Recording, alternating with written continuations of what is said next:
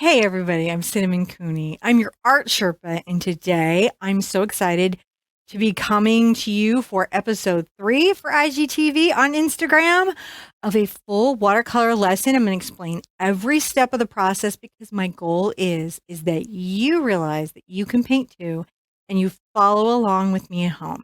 That's my whole purpose, is to get as many people painting as I can, and I'm really hoping that you are going to join me today. Get all your friends on this. Because listen, art is really fun. This is going to be a great little watercolor. You can do this with a variety of different colors. I have a fun set that I'm going to be putting out today from the watercolor maker Daniel Smith. This is their little gemstone set where they use mine blue and jadeite and hematite and amethyst and all kinds of fun stuff. They have a really cool little display at NAMTA, the Art Materials Show, and they put out all these little gemstones, which I dig, and you can see them all crushed up in their paint. So I'm going to put some of this out. I haven't ever used this set before. I've sort of been hoarding it and treasuring it, which is a weird thing that I do. I'm putting out the Mayan Blue Genuine and the Hematite Genuine to start with. I want to work out a little landscape. Oh, I have to put out amethyst because that's like one of my very favorite gemstones. The fact that I'm going to be painting with gemstones today is, I will not lie, a little exciting for me. I might as well put out the really wonderful rhodonite. And then I've got some, or I think that's the rhodonite. Yep, that's the one. And then this is the genuine. No, I think I put out the Piedmont Genuine, and this is the rhodonite. Again, first time I've messed with this set. I'm putting out way more paint than any watercolor artist ever needed, just so you guys can kind of see how it comes out. And I'm going to get out all the colors so that I have the option of playing with all of them. Now, what I have here is a nice little piece of paper. It's 6 by there's 11 by 14, 6 by 7. It's just a little sheet. Let me make sure that that measurement is accurate. Okay, yeah, this is 6 by 9. I cut a little piece of paper in half. So that's what I had going there. I'm going to take my number 8 black velvet round, and I'm going to paint around my little moon very carefully because I'm going to do this in a little later, like you do. And I'm going to go ahead and just get my paper wet. I might even go into my bigger 3/4 oval to get it wet, and I'm going to pull that down. You're going to do that with me. Get your brush, whatever you're comfortable with. I'm using 140-pound paper. This is Arches paper, and I've taped it down with low-tack tape. Like I've said before, in watercolor, the big deal is the paper. That's a place that you just can't compromise. You must have 140-pound paper. This is cold press, but you've got to have that weight so that the paper doesn't overbuckle as you wet it. Otherwise, you're going to get rivers and valleys, and all the paint is going to collect up on you. Now, I think for my sky, I want to see what the really beautiful Mayan blue looks like. So I'm just going to come from the top and kind of put that in. I'm going to let this be all soft and beautiful. I just did a strip across the front. I'm going to paint around my moon. I'm going to leave a bunch of white. And the reason for that is that as this bleeds and pulls and blooms into the paper, you're going to see a real sort of fabulous, almost cloud feeling effect that'll happen. I'm keeping the moon dry. There's no water there, so the paint's not going to go anywhere there isn't water. I'm going to continue to just sort of wash this down in light colors, getting lighter as we get near the wonderful, wonderful mountains that I have loosely sketched in there. If you're really even worried about laying this out, if you go look, there'll be a traceable on my website. I like to give those away for free because I don't want anyone to feel like so nervous about drawing that they don't get creative. A lot of those on my website for that very reason. I just want you guys painting. I'm going to get this a little bit darker up top just to make sure that there's that feeling of it being darker as it moves up into the distant night sky. All right, I feel pretty great about that.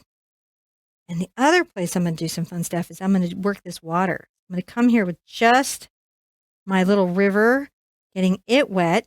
I'm going to show you a really neat thing. You can be a total beginner and get this result doing what I'm doing here.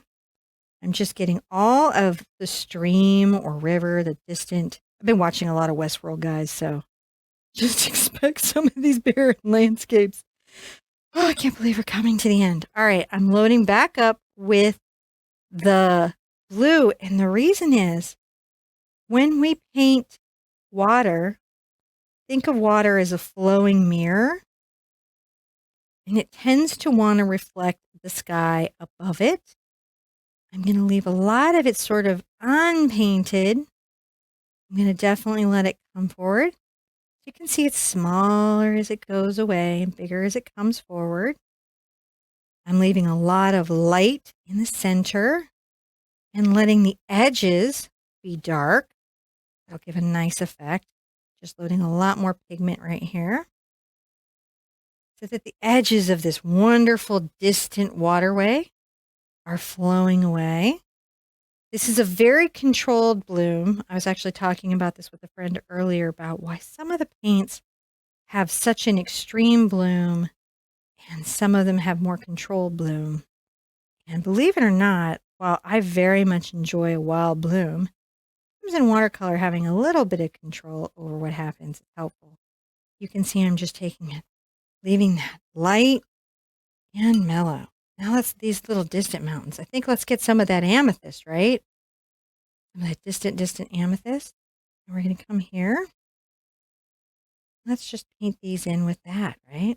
I'm just going to let my little number 8. I'm probably not going to need to even switch out of this brush, to be real candid.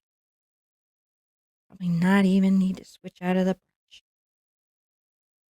Because a round watercolor brush, that'll do a lot for you. You don't actually need to fuss about the watercolor cost, I guess what I would say. Something you might not know is that you can spend a little more money on a watercolor tool or paper or paint because it lasts so long. Like this is good until it's all gone. It doesn't go bad. And the brushes, again, last an incredibly long time. So you can invest quite a lot into them. I'm going to pull out this sort of brown color that I had now. Add a little purple to it. And I want to do an even further away wash back here because these are far away. So, in watercolor, in a lot of things, letting things that are far away be lighter makes them feel far away. Atmospheric perspective. I hope you guys are liking these IGTV episodes. Yes, I do talk a lot. If you've never met me before, you'll get used to it. Even learn to enjoy it. All right. We're doing really good. Isn't it amazing how this just all comes together? I think that's what I love about watercolors. It takes so little to make them wonderful. Go ahead and just run a little bead along the top of this little mountain. And maybe even here, I'll take a little more pigment down. You'll notice that I left a little bit white. It's okay because in watercolor, all the white is always our paper. Now I've got this sort of valley to think about. And I know I found this like really fun green. So I think I'm going to go ahead and just lightly wash it again. I've never played with these colors. This is the jadeite. So now I'm painting with jade. Yes, I am. How awesome is that? I'm just going to come along my little riverbank. I'll leave this. I just dipped in water. I'm just barely using any pigment. You can see how this would just last and last and last. It doesn't really matter the cost. One, because between coupons and smart shopping and just the longevity of watercolor materials, it's a place you can invest in more. I'm making sure there's a soft wetness between the mountain and this green space.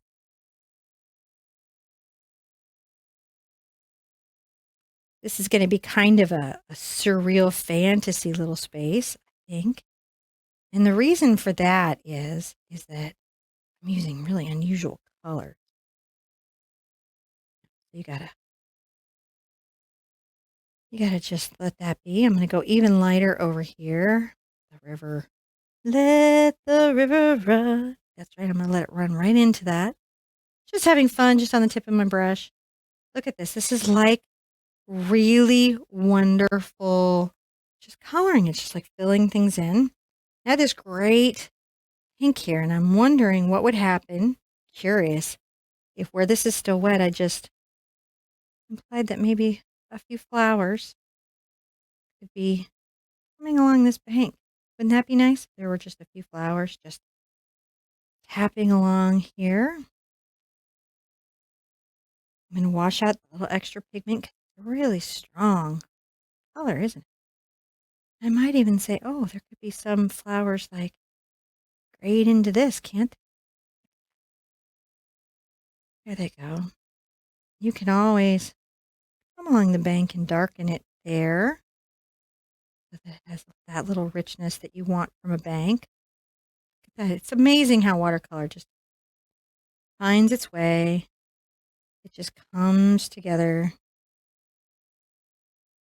and tells a little story. They're stories that I very much like to tell, I must say. Just darkening those little edges, and I'll blend that out. See how I can just come back in with the water and just blend that out. The paint goes where the water is. That's just what you got to think about in watercolor. I'm going to get a little more of my pink in here. And just make sure there's some spots of darker, maybe thought out little pop of color that could be happening. So that's super cheerful, isn't it? Now I've got this very nice. This is, I think this is the hematite. Hematite is like literally one of my very favorite gemstones.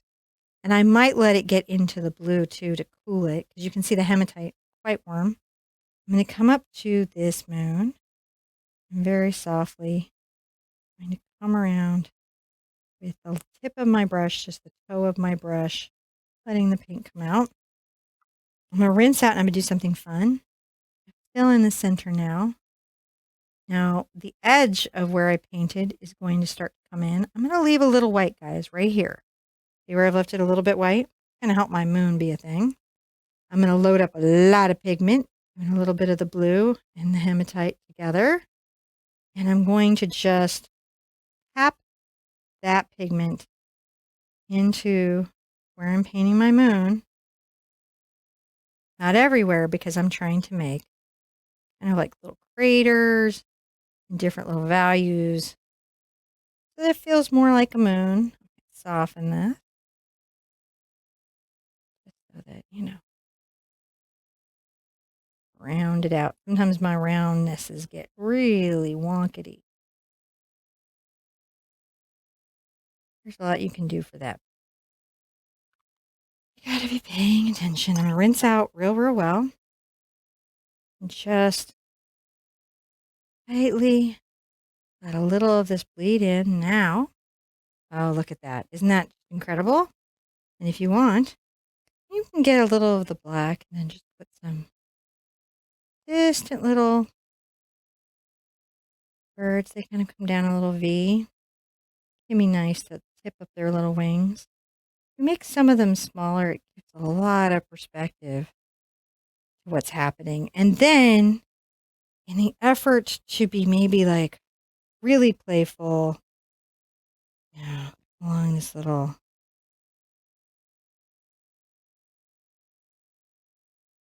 river, make a little dark line follow so that we can see the little stream going off.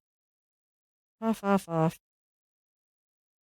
don't think it's going to take a lot because we're just practicing, right? We're just learning how to do this. And so taking these beginner steps and getting the paint down in a way that makes you feel like you have control over it, that's going to make a big difference in your long-term success. Sometimes we take on projects that are too big for us when we're new.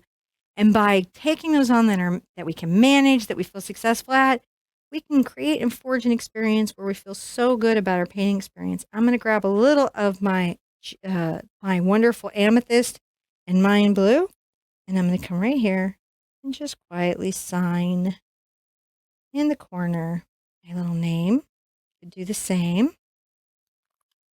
I'm really enjoying this new way of teaching here on IGTV. I hope you'll join me for the next episode. There's going to be more. We're going to continue on with watercolor and at some point even introduce some simple acrylic projects. I want you to be good to yourselves and be good to each other and kind out there on the internet. And I want to see you in the studio really soon.